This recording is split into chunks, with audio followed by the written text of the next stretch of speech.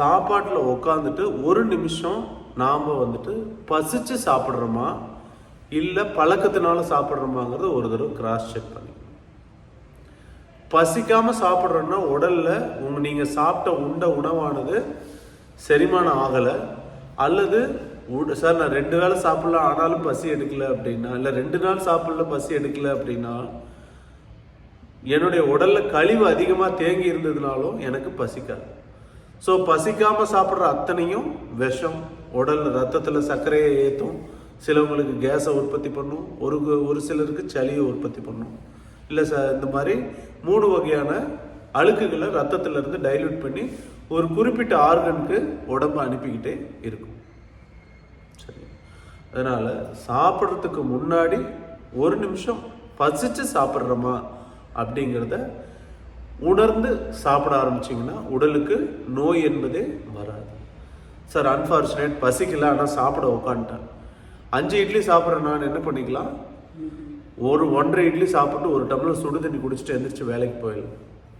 மதியம் பசிக்குமா பசிக்காதா, அவ்வளோதான். இல்லை சார் மதிய சாப்பாட்டில் உட்காந்துட்டேன், ரைஸோடைய குவான்டிட்டி கம்மி பண்ணிவிட்டு ஃப்ரூட்ஸு, வெஜிடபிள்ஸு, சாலட்ஸு இதெல்லாம் அதிகமாக கன்சியூம் பண்ணிவிட்டு ரைஸ் குவான்டிட்டி குறைச்சிருங்க. அப்போது சாயங்காலம் நைட்டு பசி எடுக்கும் இல்லையா, பசி எடுக்கிற வரைக்கும் வெயிட் பண்ணுங்க. பசி எடுக்காமல் சாப்பிட்றது உடலுக்கு கேடான விஷயம், ஞாபகம் வச்சுக்கோங்க. பசியே எடுக்கலை அப்படின்னா வயிற்றில் அதிகமான அழுக்குகள் தங்கியிருக்கு. Point number 2. ரத்தம் சுத்தம் இல்லை அப்படின்னாலும் பசிக்காது.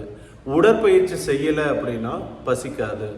ரத்தத்தில் உடம்புல ஆக்சிஜன் லெவல் குறைஞ்சி போச்சு, ஹைட்ரோசிட்ரிக் ஆசிடுடைய உற்பத்தி அளவு குறைஞ்சிருச்சு அப்படின்னாலும் பசி எடுக்காது. அதனால தான் ஏஜ் ஆக ஆக 10 இட்லி வயசில் சாப்பிட்டவங்க 3 இட்லி சாப்பிட்றதுக்கு திணறது. அப்போ அந்த ஹைட்ரோசிட்ரிக் ஆசிட் எப்படி உருவாகும் அப்படின்னா, நல்ல உடற்பயிற்சி, நல்ல மூச்சு பயிற்சி செய்கிறவங்களுக்கு, நல்லா தூங்குறவங்களுக்கு நல்ல பசி எடுக்கும், ஞாபகம் வச்சு.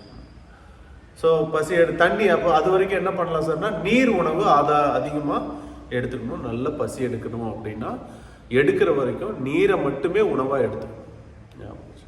இது கொஞ்சம் ஒரு பழக்கமாக வச்சுக்கணும். பிஃபோர் ஈட் ஜஸ்ட் திங்க், உங்களுடைய உணர்வு நிலையை கவனிங்க. பசிச்சு சாப்பிட்றோமா இல்லை கடமைக்கு சாப்பிட்றோமா? உங்களுடைய சாப்பாட்டுடைய உணவுடைய முழு ருசியை நீங்கள் அனுபவிக்கணும் அப்படின்னா பசிச்சு சாப்பிட்டாதான் ருசி தெரியும். பசிக்காமல் சாப்பிட்டீங்கன்னா எதை சாப்பிட்டாலும் ருசி தெரியாது. நீங்கள் உங்களுடைய உணவை செலிப்ரேட் பண்ணணும், கொண்டாடணும் அப்படின்னா நல்ல பட்டினி கிடந்து பசி எடுத்து சாப்பிடணும். ஆனால் பசிச்சதுக்கப்புறம் சாப்பிடாம விட்டுட்டீங்க அப்படின்னாலும் வியாதி, அல்சர் உருவாக்கும், உடம்புல அப்பயும் கேஸ் உருவாகும், தேவையில்லாத நச்சு பாடி வந்துட்டு பாய்சனாக மாறும். ஸோ பசித்த உடனே சாப்பிடும். மருந்தென வேண்டாம் யாக்கைக்கு அருந்தியது அற்றது போற்றி உணவு. இந்த உடம்புக்கு மருந்துங்கிறதே தேவையில்லை. எப்படின்னா செரிமானம் ஆகி பசித்து சாப்பிட்டதுக்கப்புறம் உணவை போற்றி உண்ண ஆரம்பித்தோம் அப்படின்னா நமக்கு வியாதியாக இல்லைன்னு வள்ளுவர் ஒரு குறளை சொல்கிறாங்க, ஞாபகம்.